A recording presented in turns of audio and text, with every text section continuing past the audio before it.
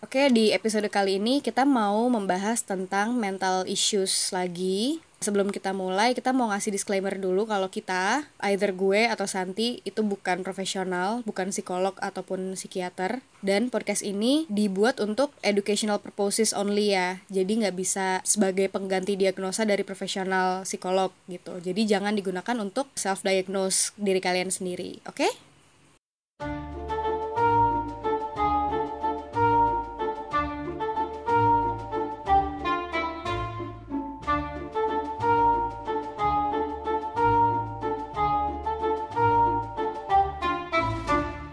Halo.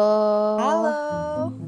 Jadi di episode kali ini episode ke-3 ya Mil ya? Ketiga, ya betul. Kita mau ngomongin mental illness lagi. Oke, sebelum kita mulai, lo tau gak sih sekarang tuh kayak lagi booming banget game online yang di handphone nama atau di PC itu. Iya. Among Us, tau kan? Iya tahu. Lo main Semua orang ngomong.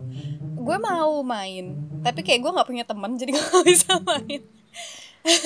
Gue kan ngajakin lo terus ya. Iya mau, tapi berdua doang. Malu. Iya gak sih? Itu kan kita bisa join sama room-room lain gitu. Iya sih emang malu. perlu effort sih itu mainnya, kayak nggak tahu sih, kalau gue merasa itu game ya nggak seru-seru banget juga sih, karena kayak gitu-gitu doang polanya, kayak lo jadi imposter terus kayak lo nebak doang gitu kan. Tapi itu kayaknya bakal seru kalau sama orang yang lo kenal gak sih? Justru enggak nggak sih, karena kayak lo harus bohong. Ya itu jadi bikin serunya, kayak kayaknya dia kalau ngomong kayak gitu dia bohong deh. Maksudnya kayak tipe-tipenya dia tuh ketahuan kalau bohongnya tuh kayak gimana. Misalnya agak-agak awkward. Tapi malah jadi kebaca dong ya sih. I don't know man. Iya, ya itu yang tricky partnya. Ya, gue juga nggak pernah main, jadi jangan percaya gue. Yeah. Enggak sih, sebenarnya emang begitu, kayak mirip-mirip werewolf itu game-nya, mirip banget. Nah itu dia, werewolf juga gue nggak main. Cuman Emang ya, gue bukan gamer sih. tapi werewolf kan bukan dimainin sama gamer. I don't know, kayak Ya, it's not iya a sih. game for you. Maksudnya not my kind of game, you know. Gue lebih suka yang kayak puzzle things. Iya. Nah di game Among Us ini tuh kan lo jadi kayak crewmate-nya sama lo jadi imposter kan. Iya. Jadi kayak intinya tuh si crewmate-nya itu pemeran utamanya gitu. Imposter itu kayak antagonisnya gitu yang ngancurin kapalnya atau spaceship-nya gitu dan ngebunuh-bunuhin crewmate-nya sampai semuanya mati. Iya. Nah, sebenarnya gue mau nge-highlight imposternya ini. Imposternya ini kan dia tuh pura-pura sebagai si crewmate kan. Jadi benar-benar nggak bisa dibedain. Jadi siapa aja tuh bisa sebagai imposter gitu. Nah, lo tau gak sih kalau misalnya ada mental illness namanya imposter syndrome? Baru denger sih. Gue langsung kepikiran tentang imposter syndrome ini. Gue juga nggak tahu imposter syndrome itu apa. Cuman kayak gue yakin imposter tuh kayak sesuatu yang kayak sesuatu masalah gitu loh. Karena dia kayak pemalsu diri gitu kan. Faking, basically. Iya, faking. Nah makanya sekarang kita mau ngebahas tentang imposter syndrome. Okay. Nah yang gue tahu, yang udah gue baca sekilas, imposter yang ada di game Among Us sama imposter syndrome itu beda. Oh. Itu jauh beda. Bedanya gimana kalau syndrome? Nah, di imposter syndrome itu merupakan kondisi psikologis yang membuat seseorang merasa tidak pantas untuk mendapatkan pekerjaan atau kesuksesan yang telah diraih. Ia merasa seperti penipu dan pencapaiannya itu adalah hasil dari keberuntungan yang tidak disengaja. Jadi, imposter syndrome itu berasa kayak crewmate yang merasa dirinya imposter, padahal dia bukan imposter. Oh, unworthy. Berarti jadi dia bukan impostornya. Iya. Coba definisinya imposter tuh sebenarnya apa sih? Impostor itu fraud, imposter syndrome itu takut kalau dia sebagai impostor. Itu yang gue tangkap ya. Oh iya, penipu kan tapi imposter. Iya benar, penipu yang lihai, impostor. Penipu yang menyamar sebagai orang lain alias fraud. Iya benar. Imposter syndrome historinya adalah pertama kali dikenalin tahun 1978 oleh psikolog namanya Pauline Rose Clance sama Susan Imes. Pertama kali dikenalin ini tuh dianggapnya cuman cewek doang dan cewek yang berprestasi aja gitu. Tapi sekarang imposter syndrome tuh nggak terbatas cuman pada wanita aja, bisa terjadi sama siapa aja, cowok, cewek, apapun status sosialnya, latar belakangnya, dan kemampuan atau kemahirannya gitu. Oke, jadi ini ada karakteristik, tanda-tanda karakteristik orang yang punya imposter syndrome itu termasuk self doubt, jadi dia meragukan dirinya sendiri. terus dia kayak nggak mampu untuk menilai dirinya, menilai apa kompetensi atau kemampuan dirinya secara realistis. Terus kesuksesan yang dia miliki biasanya dia atribusikan atau dia kaitkan dengan eksternal faktor. Jadi bukan karena dianya, tapi karena orang lain atau karena situasi. Karena orang lain, iya. Dia merasa nggak pede banget ya Nggak berarti. pede banget. Jadi bukan gara-gara gue sukses tuh bukan gara-gara gue, tapi gara-gara kalian, ya gitu lah. Terus juga termasuk di rating your performance, atau kata lainnya mungkin sering mengkritik dirinya sendiri gitu kali ya. Kemudian memiliki ketakutan bahwa dia nggak bisa memenuhi ekspektasi dari orang lain. Overachieving, Bahkan mungkin ekspektasi diri sendiri nggak sih? oh ya benar ekspektasi dari dirinya ataupun orang lain ya, pokoknya ekspektasi orang. Dia berarti kayak overachieving, jadi mungkin dia tuh pinter parah gitu loh, cuman dia merasa kalau dia tuh sukses bukan karena dia sendiri gitu, karena dia sebenarnya kayak cheater atau mungkin ini kayak fraud. overachieving tuh nggak tahu, tapi yang dibayangan gue mungkin karena dia Soalnya kan- merasa tidak, dia makin mengejar untuk iya gitu loh, dia makin berusaha, makin jadi kayak melewati ekspektasi orang lain gitu jadinya, jadi over achievementnya kind of. Terus sabotaging your own success. Sabotaging, why? Karena dia merasa dia tuh fraud cuy, dia nggak proud of her or his success gitu loh. Oke. Jadi ini misalnya kayak misal gue dapet misalnya gue yakin gue bisa ngerjain ujian ini dapet 100 gitu. Terus karena gue nggak mau kelihatan terlalu pinter atau gimana, jadi gue kayak beberapa nomor gue salahin dengan sengaja gitu. Kayaknya sih bisa kayak gitu deh. Mungkin dia kayak, aduh kok gue bisa semua ya, gitu gak sih? Jadi kayak dia yakin kalau dia bisa, dia yakin kalau nilai dia akan bagus gitu. Akhirnya sama dia disabotase sendiri biar nggak kelihatan terlalu bagus. Terus dia ya ini self doubt, meragukan diri sendiri. Terus setting very challenging goals and feeling disappointed when you fall short. Jadi dia punya goal yang terlalu tinggi gitu ya, dan akhirnya dia jadi disappointed tuh, dia nggak bisa memenuhi goalsnya. Perfeksionis gitu gak sih? Iya kayak gitu kayaknya. Oh, you might over prepare or work much harder than necessary to make sure that nobody finds out you are a fraud. Yang twistednya adalah nobody finds out you are a fraud. Itu dia. Kayak kenapa lo harus mikir kalau lo tuh fraud, padahal lo sebenarnya bisa achieve itu kan diri lo sendiri, tapi dia merasa dia achieve itu tuh bukan karena dirinya sendiri gitu loh. Kayak mungkin feeling I'm not worthy of this intelligence. Iya. Ya sih. Mungkin bukan intelligence-nya juga, tapi worthy of what I get, what I did. Jadi dia kan misalnya ya kan kalau di sini dia bilang jadi over prepare, work much harder. Jadi kayak yang emang lo berusaha bersungguh-sungguh gitu loh untuk mencapai itu, supaya orang lain nggak mikir kalau lo free rider. Jadi kayak supaya orang lain nggak mikir kalau lo free rider gitu misalnya. Mungkin Bisa jadi ya. the more you accomplish, the more you just feel like a fraud. Iya. Jadi kayak lo nggak bisa merasa sukses gitu karena diri lo gitu. If you do well, it must be the result of luck because a socially incompetent person just doesn't belong. Bukannya mestinya, I don't understand. Lo tuh mikirnya lo nggak kompeten kan? Jadi kalau misalnya lo dapet sesuatu yang bagus, lo dapet promotion atau lo dapet nilai yang bagus, itu bukan karena lo, itu pasti Tapi karena kan orang ada lain. orang yang kompetennya, ya orang lainnya. Misalnya, itu kayak Ini emang anxiety banget sih. anxiety banget. Oke, jadi ada 5 tipe dari imposter syndrome ini yang bisa kita relate ke day to day life, kayak checklist apakah lo salah satu dari 5 tipe ini. Kita lihat. Pertama, the perfectionist. Perfectionist itu biasanya ngeset goals yang super high buat mereka sendiri, dan waktu mereka fail, mereka kayak super anxious, super kayak cemas gitu-gitulah, yang kayak bener-bener jadi ngeraguin diri sendiri banget karena gue nggak bisa nge-achieve apa yang udah gue set, padahal mereka tinggi banget gitu. Iya, padahal ketinggian ya goalnya. Mereka juga bisa jadi kayak control freaks. Control freaks. Iya. Nih, checklistnya adalah apakah lo pernah dibilang lo micromanager, satu, bener-bener semuanya harus diatur gitu. Karena gue pernah ada coworker yang kayak gitu, dia orang bener-bener micromanaging banget, sampai kayak I don't even want to be near her karena kayak semua tuh diatur gitu loh. Even yang nggak berhubungan sama pekerjaan juga? Enggak yang berhubungan sama pekerjaan, cuma misalnya kayak lo disuruh ngepost apa gitu misalnya di sosmed, tapi kayak bener-bener how you do it gitu-gitunya tuh kayak diliatin banget gitu loh. Goalnya adalah A, tapi dia kayak untuk mencapai A itu juga dia yang atur gitu loh. Oke.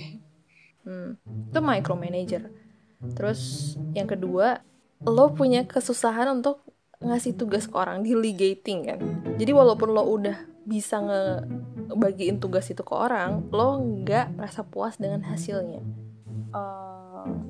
Karena lo merasa gue bisa mengerjakan itu lebih baik gitu. Iya. Makanya jadi yang kayak lo ekspektasinya tuh lebih dari itu gitu kan. Kayak mendingan gue ngerjain sendiri karena gue bisa sampai kayak gini. Kalau lo tuh enggak. Jadi frustasi sendiri dan enggak dan disappointed sama resultnya gitu. Yang ketiga, waktu lo nggak mencapai ekspektasi lo tuh menganggap diri lo tuh nggak pantas buat kerjaan lo dan lo kayak dwell on it for days. Terus yang keempat, kerjaan lo tuh harus 100% perfect, 100% sepanjang waktu. Pokoknya harus perfect all the time gitu.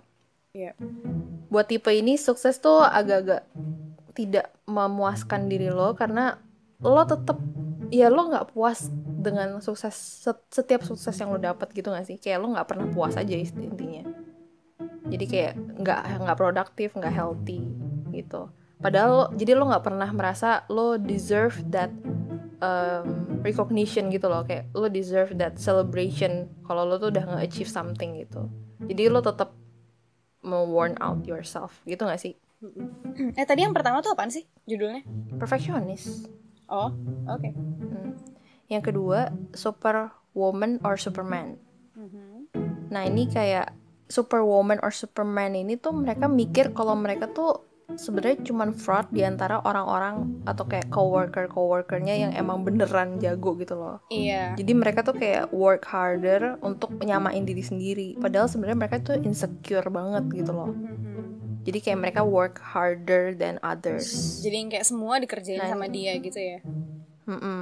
Ini checklistnya ya. Kalau kalian merasa apakah kalian seperti ini? Pertama, you stay later at office daripada teman-teman lo lain. Jadi kayak lo pulang paling malam, padahal lo kayak udah ngerjain semua kerjaan lo.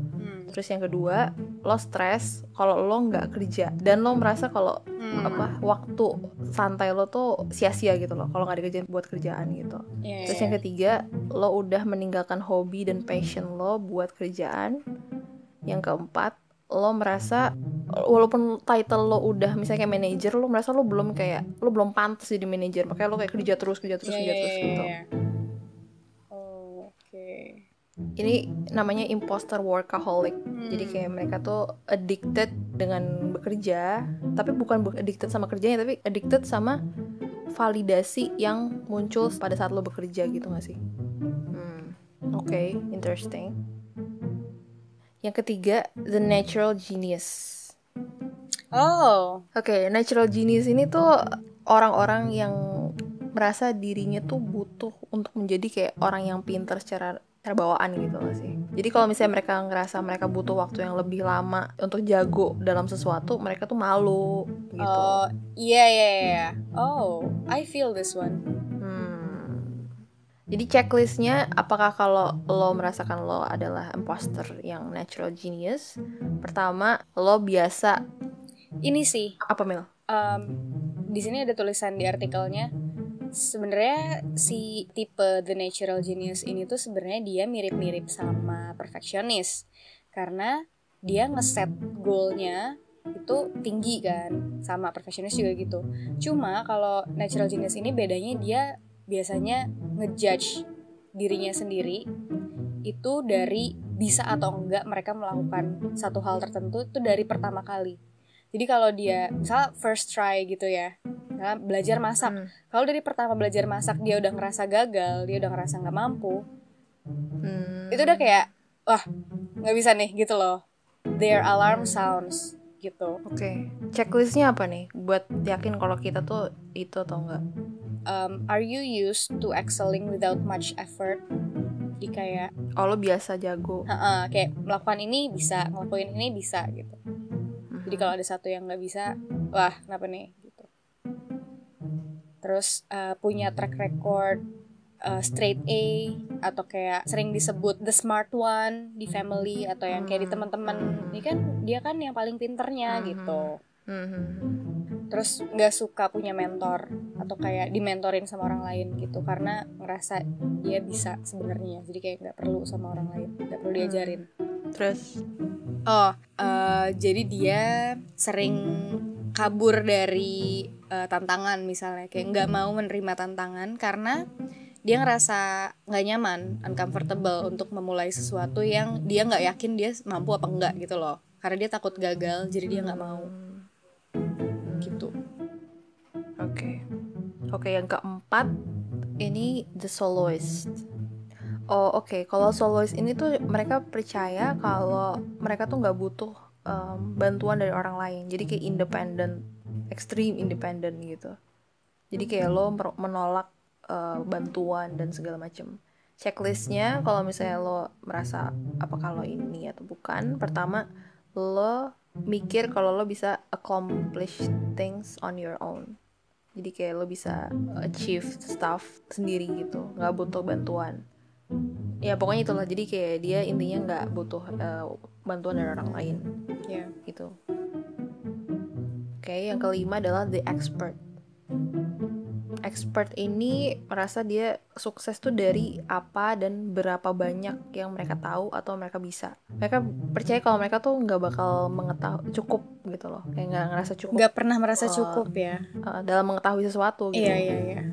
Kayak takut mereka tuh bodoh karena mereka nggak tahu stuff gitu. Kayak takutnya orang tuh bakal mikir mereka tuh inexperience atau unknowledgeable. Jadi kayak nggak ini. Checklistnya adalah pertama, apakah lo menghindari nge-apply kerjaan kecuali kalau lo udah memenuhi semua educational requirement-nya. Iya. Jadi kayak kalau lo belum sesuai dengan itunya, lo nggak mau apply sama sekali gitu. Padahal kan ya cobain aja dulu kan, sebenarnya mereka misalnya butuhnya di kan kayak nggak mau ya gitu. Tapi kayak I feel like even if misalnya the person meet every single educational requirement yang dibutuhkan itu, dia tetap ngerasa takut gitu loh, karena misalnya nih yang dibutuhkannya adalah lulusan S1 saya IT gitu. Terus kan nggak dijelasin lulusan S1-nya harus tahu apa aja kan. Dia takut untuk kayak ya gue lulusan S1 tapi gue kayak banyak pelajaran yang gue nggak paham juga gitu loh dari fakultas itu. Bener sih. Tetap insecure kan. Tetap insecure.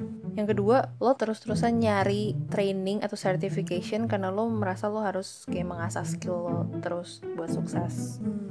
Jadi kayak bener-bener nyari sertifikat atau kayak cari tahu training gitu. Karena selalu merasa pengen belajar terus. Ini bagus sih itunya. Iya bagus sih, tapi kalau ekstrim ya gak baik juga. Terus yang ketiga, walaupun lo udah di satu posisi secara ya udah lama gitu, lo tetap merasa kalau lo tuh nggak tahu banyak gitu loh tentang itu. Jadi kayak walaupun ada orang yang ngomong lo tuh expert, lo tetap nggak ngerasa itu. Jadi kayak lo bukan yang kayak happy with that compliment, malah kayak gue nggak kayak gitu. Iya, nggak nyaman, ngerasa bersalah. Iya, that's why it's an imposter syndrome. Iya. Okay.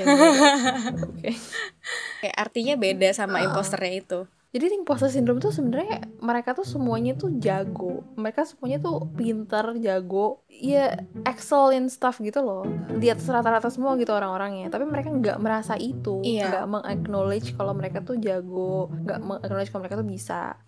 Jadi mereka tuh kayak tetap terus-terusan pengen improving stuff, tapi kayak unhealthily gitu. Sebenarnya key dari imposter syndrome ini orangnya ngerasa nggak pantas, unworthy, kuncinya itu. Tapi kayak kalau ngelihat dari tipe 5 tipe yang tadi itu, gue ngerasanya mereka semua ngerasa unworthy kan, tapi beda di penanganannya. Copingnya beda. Copingnya beda. That feeling. Kalau kan kalau natural genius kan dia yang jadi nggak mau challenging kan, maksudnya kayak taking challenge, nggak mau mencoba hal baru yang mereka nggak yakin kalau mereka bisa apa enggak gitu kan. Sementara kalau yang tadi perfeksionis dia jadi atau kayak Superman atau Superwoman ini jadi bekerja lebih keras lagi untuk menambah wawasan, kayak mengerjakan pekerjaan yang bahkan nggak esensial, maksudnya kayak harusnya itu bisa dikerjain besok misalnya gitu. Tapi kasian deh, maksudnya kayak mereka tuh nggak akan pernah rasa puas gak sih? Iya, sedih. Kayak bahkan yang expert aja itu mereka nggak takut buat speak up di meeting atau kayak ngomong di kelas atau di kerjaan gitu, karena mereka takut dibilang kayak stupid gitu loh kalau mereka nggak tahu. Takut ke expose, takut ketahuan kalau dia imposter. Wow. Padahal mereka sebenarnya mungkin tahu. I don't know. So are they imposter? No, right? No, of course. No kan? Kayak mereka nggak pura-pura pintar. Mereka beneran pintar, tapi mereka mikirnya mereka tuh pura-pura pintar. Iya, bukan pura-pura juga. Iya, kayak deserve aja, undeserving aja. Kasian cuy. But can a little bit relating to it sih. Actually. Iya. Kayaknya karena keywordnya adalah tadi unworthy itu gak sih? Kalau orang yang punya self image atau self confidence yang rendah kan dia ngerasa dirinya nggak berharga. I feel like. Iya benar. Oke, jadi itu tadi 5 tipe imposter syndrome. Nah jadi sebenarnya 5 tipe ini kenapa bisa kita merasakan hal itu? Kenapa alasannya? Gara-gara apa dan gara-gara siapa? Why do people experience imposter syndrome? Gak ada jawaban yang konkret, lagi-lagi tidak ada. Yang paling sesuai gak ada ya. Tapi some expert mikirnya itu adalah ada hubungan dengan personality traits lo, kayak anxiety atau neuroticism. Jadi kalau lo ada kecemasan, ini udah kayak sangat related gitu. Atau yang lain bisa jadi karena kayak keluarga atau kayak childhood memories. Ya biasanya yang kecil, zaman masih kecil, kayak lo nggak memuaskan grade lo di orang tua lo gitu. Itu bisa ke pas lo gede kan, ngaruh ke lo gede. Iya, ini berarti bisa both nature and nurture ya. Kayak nature-nya bisa gara-gara emang dia punya anxiety atau narcissism yang tinggi gitu. Iya, dan dari lingkungannya juga. Selain itu juga environment-nya juga yang kayak kalau lo ada discrimination juga pernah, itu bisa menurunkan confidence level lo, itu sih yang bikin lo rasa kayak gitu. True. The more people who look or sound like you, the more confident you feel. Jadi dia merasa nyaman kalau deket sama orang-orang yang sama kayak dia, yang mirip. Tapi mereka berarti nggak merasa kesaing dong ya? Iya, nggak ngerasa kesaing, jadi nyaman. Interesting. Sebenarnya memang iya kan, tadi kan emang dimention kalau ini tuh bisa emang meningkatkan motivasi, tapi ini tuh nggak sehat. Nggak sehat. Ada tadi di artikel. Ada yang jadi eksesif malah sampai kayak berusaha juga supaya jadi Superman, Superwoman. Ada yang kabur, nggak mau meningkatkan kemampuan dirinya sendiri. Oke, terus gimana nih kalau misalnya ternyata dari semua checklist itu lo ternyata kayaknya gue Kayaknya gue nih imposter syndrome. Kayaknya sih agak-agak. Gimana tuh Mel? Gimana ya? Jadi kalau di artikel ini, pertama kalau lo mau menyembuhkan, bukan menyembuhkan sih, ya untuk menyembuhkan sesuatu lo harus tahu dulu kan core dari masalahnya. Jadi lo harus bertanya dulu ke diri lo sendiri, apa yang lo percaya dari diri lo sendiri, gitu gak sih? Iya. Mungkin bisa juga kayak value apa yang dia pegang. Bener. Oke. Terus yang kedua, apakah lo percaya kalau lo tuh worthy of love, sesuai apa adanya diri lo ya gitu. Terus apakah lo merasa lo harus perfect untuk orang lain menerima lo? Iya. Kayaknya most of them adalah jawabannya enggak ya kan. Kayak I'm not worthy, kayaknya gue deh harus perfect gitu. Most of the imposter syndrome maksud gue. Orang yang terkena imposter syndrome mungkin bakal mikir kayak gini gitu gak sih? Ya jawabannya ya enggak, kayak gue harus perfect gitu-gitu. Harus dapat approval dari orang lain gitu kan. Terus kalau misalnya iya gimana? Apa yang harus kita lakukan untuk ya udah kita ya jangan kayak gini lagi gitu. Gimana cara untuk bisa nyaman sebagai diri kita sendiri? How? Bisa dengan bercerita atau kayak share your feelings dengan orang lain. Tekniknya salah satunya itu ya, cerita sama orang lain. kamu merasa seperti apa. Jadi mungkin dengan bercerita itu pikiran-pikiran yang irasional ini bisa, yang awalnya tersembunyi bisa jadi kelihatan gitu loh. Kayak oh ternyata gue tuh ngerasanya kayak gini, oh ternyata gue tuh mikirnya kayak gini. Jadi share ke orang lain gitu maksudnya? Iya, sharing by talking with other people. Nah, orangnya misalnya orang terdekat, cukup kayak temen yang lo nyaman sama dia, yang lo percaya gitu. Terus bisa juga dengan focus on others. Oh, coba untuk membantu orang lain yang situasinya sama kayak lo. Dari situ mungkin kelihatan ya. Karena kita mostly kayak a loner gak sih? Jadi kayak tapi kayak lebih ke help others gak sih? Daripada lo fokus ke diri lo sendiri, lo fokus ke orang lain gitu gak sih intinya? Iya, dan di sini dia bilang as you practice your skills, you will build confidence in your own abilities. Jadi kayak dengan dia ngebantuin orang lain itu, dia dapat satu hal kan, kayak dia dapat satu positive things yang dia capai. Dan itu emang dia skillnya, emang gara-gara dia gitu, bukan dari orang lain. Terus juga assess your abilities. Jadi menilai kemampuan diri sendiri yang realistis. Yeah. Jadi kayak ngelis yang lo bisa, terus lo bandingin sama apa yang lo mau capai gitu gak sih? Mungkin ngebandingin apa yang dia percaya sama apa yang beneran dia capai gak sih? Kalau yang udah beneran dia capai kan jadinya bisa di compare sama yang pikiran negatifnya dia gitu kan. Jadi lebih realistis goalnya. Jadi lebih realistis akhirnya. Terus taking baby steps.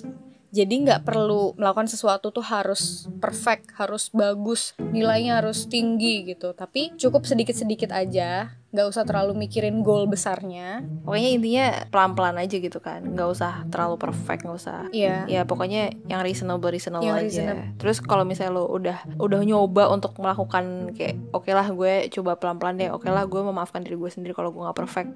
Itu lo harus reward yourself gak sih? Kan? True. Jadi lo harus acknowledge, oh iya gue udah mencoba untuk menyayangi diri gue sendiri. Jadi gue kayak I have to reward myself gitu gak sih? Taking credit. Terus question your thoughts. Apakah make sense kalau lo mikir lo tuh fraud padahal lo udah tahu semua itu? Kan? Kayaknya gak masuk akal lo tetap masih mikir diri lo tuh fraud menurut gue.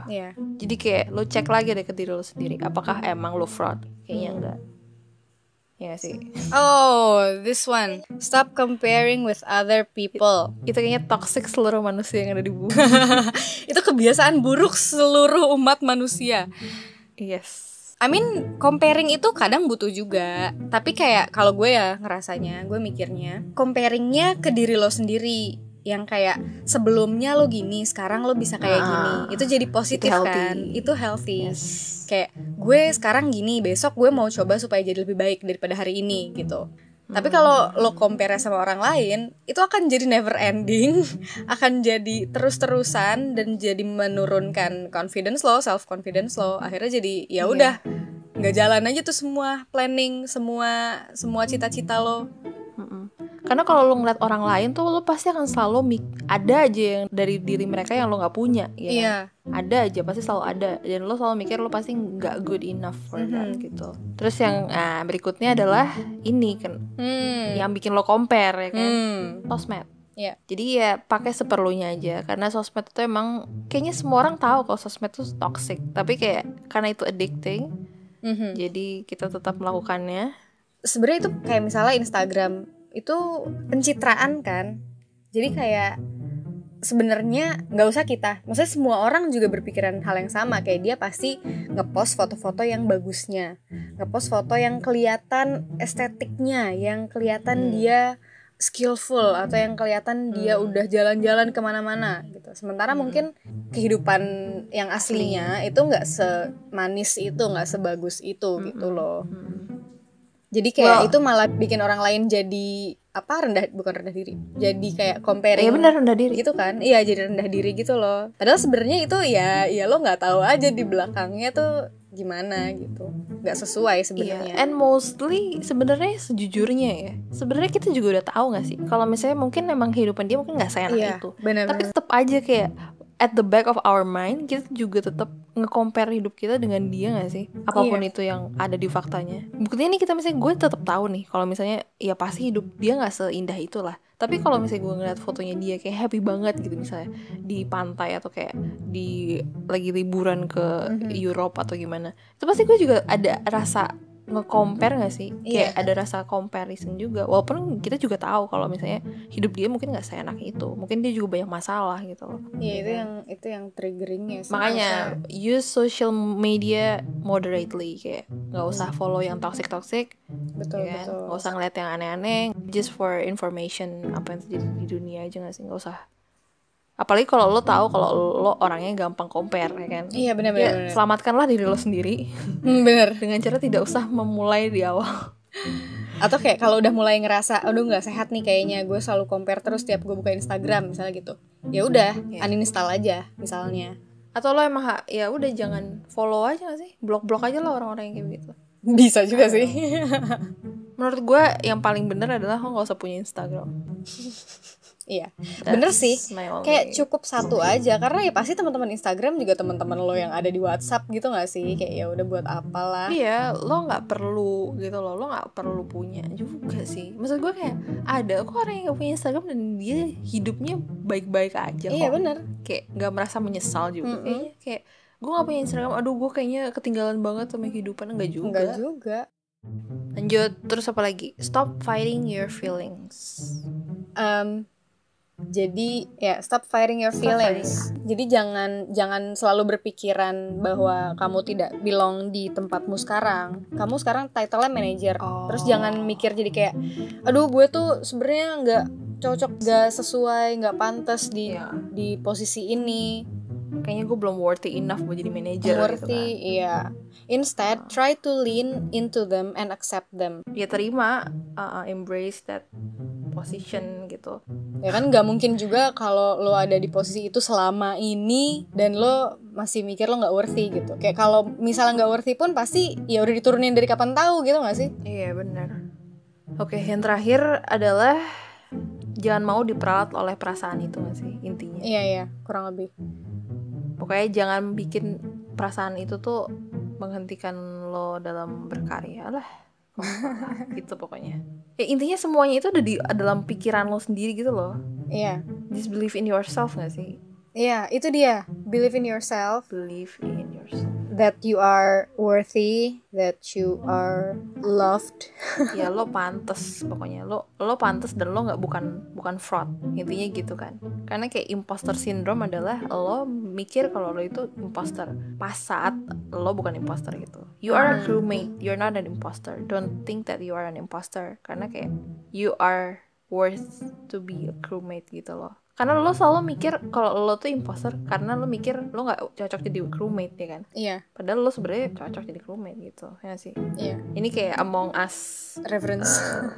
Reference. Kalau yang nggak main Among Us, main biar lo ngerti. Oke, I will. Iya, ayo. Gitu, oke.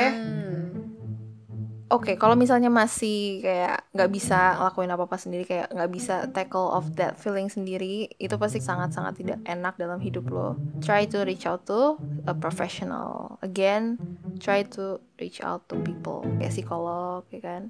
Iya. Orang-orang yang mengalami imposter syndrome seringkali terjebak dalam siklus penipu. Mereka pikir bahwa setiap tugas yang mereka tangani harus dikerjakan dengan sempurna. Yes. Siklus ini bisa jadi efek negatif.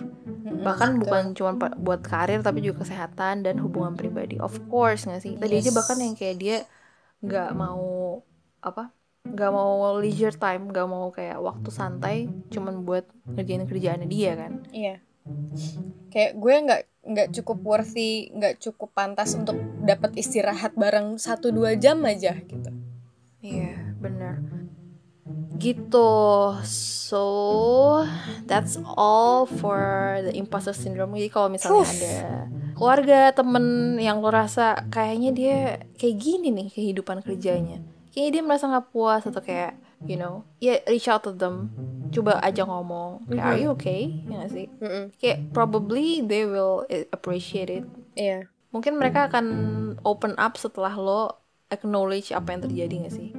Ini juga mungkin kayak kalau tadi contohnya si, gue lupa lagi tipe yang mana, tapi yang kayak dia takut ke expose kalau dia inexperience atau skill atau knowledge-nya kurang di situ. Jadi kayak dia nggak mau cerita sama orang duluan gitu loh. Apalagi kalau orangnya di kerjaannya atau kayak orang yang nggak terlalu dekat sama dia gitu, dia nggak cerita duluan. Karena itu dia takut untuk kebongkar bahwa dia tuh emang nggak bisa, dia tuh unworthy, dia tuh nggak pantas, nggak cocok, nggak mampu gitu. Padahal mungkin nggak separah itu juga gitu. Sebenarnya dia tetap cocok di situ, dia mampu, tapi ya nggak pede aja.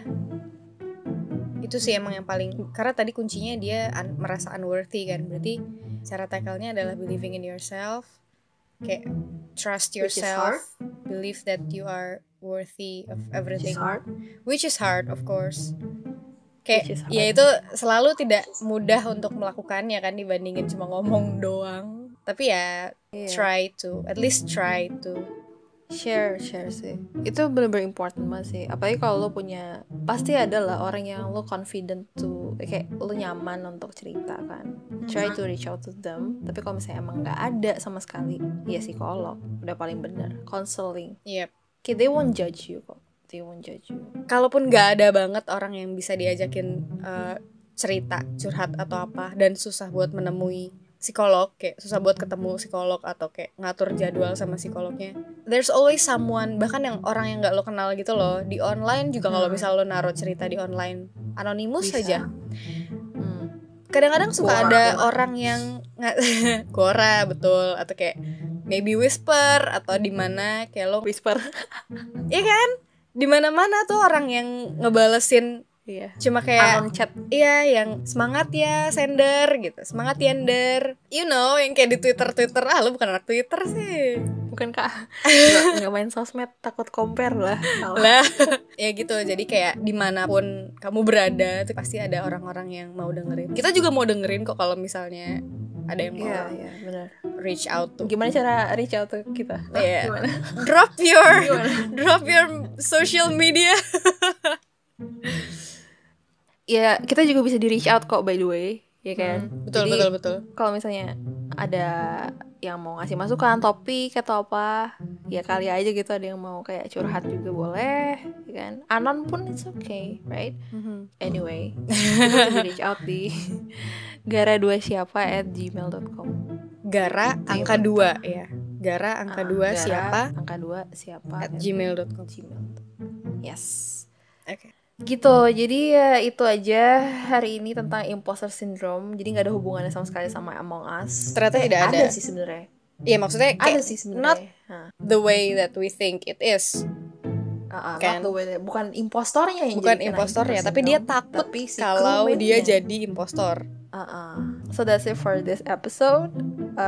We'll see you guys again. Yeah, see you in the next episode, whenever and wherever that is. Stay healthy, stay happy. At least try to be happy. Yep. And keep living. Good luck. See you. Bye.